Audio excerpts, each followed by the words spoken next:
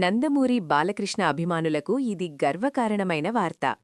Nandamuri Balakrishna, mass director Boyapati Srinu crazy కాంబినేషన్లో తెరకెక్కిన అఖండ 2 తాండవం ప్రస్తుతం బాక్సాఫీస్ వద్ద దూసుకుపోతోంది.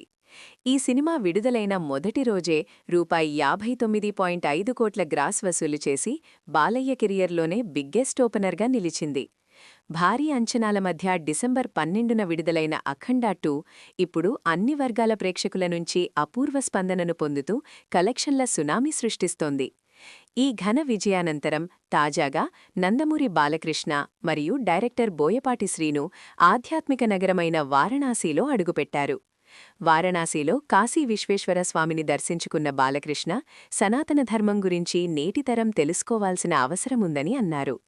సనాతన సైనికుడిగానే నేను అఖండ 2 సినిమాలో నటించాను అని బాలయ్య స్పష్టంగా చెప్పారు.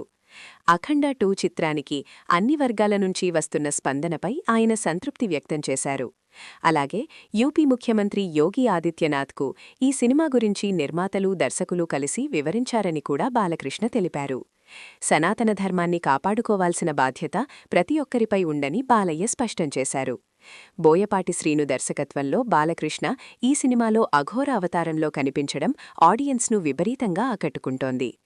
రామ్ ఆచంట, గోపీ ఆచంట 14 రీల్స్ బ్యానర్పై నిర్మించిన ఈ సినిమాకు ఎస్ఎస్ థమన్ సంగీతమందించారు. ఈ చిత్రంలో సంయుక్తా మీనన్, హర్షాలీ మల్హోత్రా కీలక పాత్రల్లో నటించారు. మొత్తానికి బాక్సాఫీస్ విజయం తర్వాత వారణాసి కాశీ దర్శనం అఖండ 2 విజయానికి ఆధ్యాత్మిక ముద్ర వేసినట్లే అయింది.